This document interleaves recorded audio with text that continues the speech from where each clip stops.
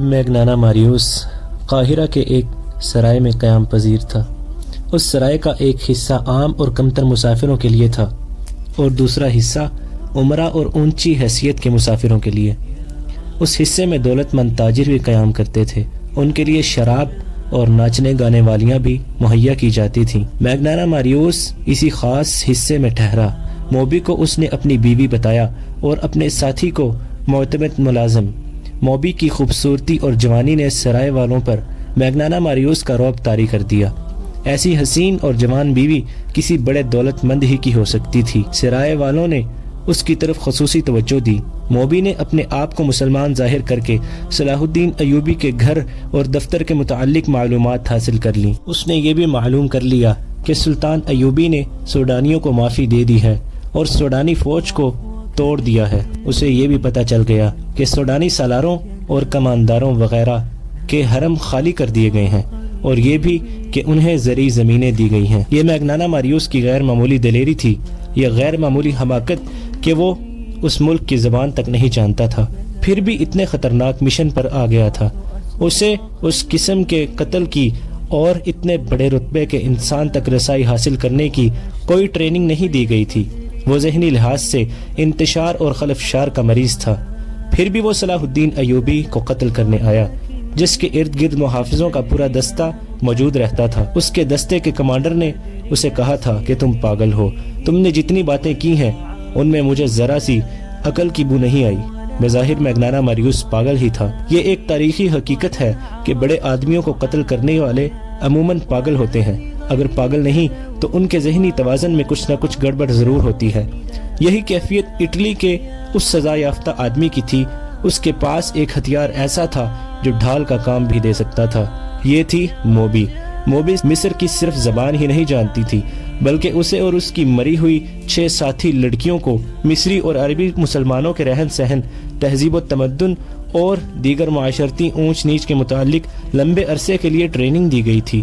وہ مسلمان مردوں کی نفسیات سے بھی واقف تھیں، اداکاری کی ماہر تھیں، اور سب سے بڑی خوبی یہ کہ وہ مردوں کو انگلیوں پر نچانا اور بوقت ضرورت اپنا پورا جسم کسی مرد کو پیش کرنا بھی جانتی تھیں۔ یہ تو کوئی بھی نہیں بتا سکتا کہ بند کمرے میں میگنانا ماریوس، موبی اور ان کے ساتھی نے کیا باتیں کی اور کیا منصوبہ بنایا۔ البتہ ایسا ثبوت پرانی تحریروں میں ملتا ہے کہ 3-4 روز سرائے میں قیام کے بعد میگنانا ماریوس باہر نکلا تو اس کی داڑھی دھلی دھلائی تھی۔ اس کے چہرے کا رنگ سوڈانیوں کی طرح گہرا بادامی تھا، جو مصنوعی ہو سکتا تھا لیکن مصنوعی لگتا نہیں تھا۔ اس نے معمولی قسم کا چوغا اور سر پر معمولی قسم کا رومال اور عمامہ باندھ رکھا تھا۔ موبی سر سے پاؤں تک سیاہ برقع نما لبادے میں تھی اور اس کے چہرے پر باریک نقاب اس طرح پڑا تھا کہ ہونٹ اور تھوڑی ڈھکی ہوئی تھی۔ پیشانی تک چہرہ ننگا تھا، پیشانی پر اس کے بھورے ریشمی بال پڑے ہوئے تھے اور اس کا حسن ایسا نکھرا ہوا تھا کہ راہ جاتے لوگ رک کر دیکھتے تھے۔ ان کا ساتھی معمولی سے لباس میں تھا، جس سے پتہ چلتا تھا کہ نوکر ہے۔ سرائے کے باہر 2 نہایت اعلیٰ نسل کے گھوڑے کھڑے تھے۔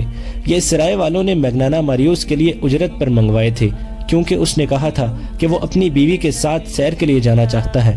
میگنانا ماریوس اور موبی گھوڑوں پر سوار ہو گئے اور جب گھوڑے چلے تو ان کا ساتھی نوکروں کی طرح پیچھے پیچھے چل پڑا۔ صلاح الدین ایوبی اپنے نائبین کو سامنے بٹھائے سوڈانیوں کے متعلق احکامات دے رہا تھا۔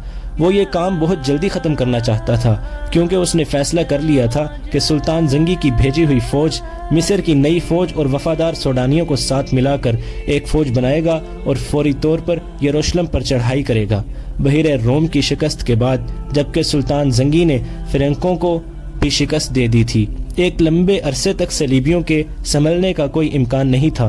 ان کے سنبھلنے سے پہلے ہی سلطان ایوبی ان سے یروشلم چھین لینے کا منصوبہ بنا چکا تھا۔ اس سے پہلے وہ سوڈانیوں کو زمینوں پر آباد کر دینا چاہتا تھا تاکہ کھیتی باڑی میں الجھ جائیں اور ان کی بغاوت کا امکان نہ رہے۔ نئی فوج کی تنظیم نوح اور 1000 سوڈانیوں کو زمینوں پر آباد کرنے کا کام آسان نہیں تھا۔ ان دنوں کاموں میں خطرہ یہ تھا کہ سلطان ایوبی کی فوج اور اپنی انتظامیہ میں ایسے اعلیٰ افسر موجود تھے جو اسے مصر کی امارات کے سربراہ کی حیثیت سے نہیں دیکھ سکتے تھے۔ سوڈانیوں کی فوج کو توڑ کر بھی سلطان ایوبی نے اپنے خلاف خطرہ پیدا کر لیا تھا۔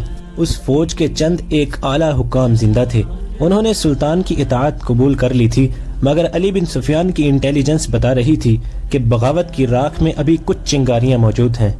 انٹیلیجنس کی رپورٹ یہ بھی تھی کہ ان باغی سربراہوں کو اپنی شکست کا اتنا افسوس نہیں جتنا صلیبیوں کی شکست کا غم ہے، کیونکہ وہ بغاوت دب جانے کے بعد بھی صلیبیوں سے مدد لینا چاہتے تھے، اور مصر کی انتظامیہ اور فوج کے 2-3 اعلیٰ حکام کو سوڈانیوں کی شکست کا افسوس تھا، کیونکہ وہ آس لگائے بیٹھے تھے کہ صلاح الدین ایوبی مارا جائے گا یا بھاگ جائے گا۔ یہ ایمان فروشوں کا ٹولہ تھا، لیکن سلطان ایوبی کا ایمان مضبوط تھا۔ اس نے مخالفین سے واقف ہوتے ہوئے بھی ان کے خلاف کوئی کارروائی نہ کی، ان کے ساتھ نرمی اور خلوص سے پیش آتا رہا۔ کسی محفل میں اس نے ان کے خلاف کوئی بات نہ کی، اور جب کبھی اس کے ماتحتوں سے اور فوج سے خطاب کیا تو ایسے الفاظ کبھی نہ کہے کہ میں اپنے مخالفین کو مزہ چکھا دوں گا۔ کبھی دھمکی آمیز یا تنزیہ الفاظ استعمال نہیں کیے، البتہ ایسے الفاظ اکثر اس کے منہ سے نکلے تھے: اگر کسی ساتھی کو ایمان بیچتا دیکھو تو اسے روکو، اسے یاد دلاؤ کہ وہ مسلمان ہے، اور اس کے ساتھ مسلمانوں جیسا سلوک کرو تاکہ وہ دشمن کے اثر سے آزاد ہو جائے۔ لیکن درپردہ مخالفین کی سرگرمیوں سے باخبر رہتا تھا۔ علی بن سفیان کا محکمہ بہت ہی زیادہ مصروف ہو گیا تھا۔ سلطان ایوبی کو زیر زمین سیاست کی اطلاعیں باقاعدہ دی جا رہی تھیں۔ اب اس محکمے کی ذمہ داری اور زیادہ بڑھ گئی تھی۔ محافظوں اور شتر بانوں کے قتل کی اطلاع بھی قاہرہ آ چکی تھی۔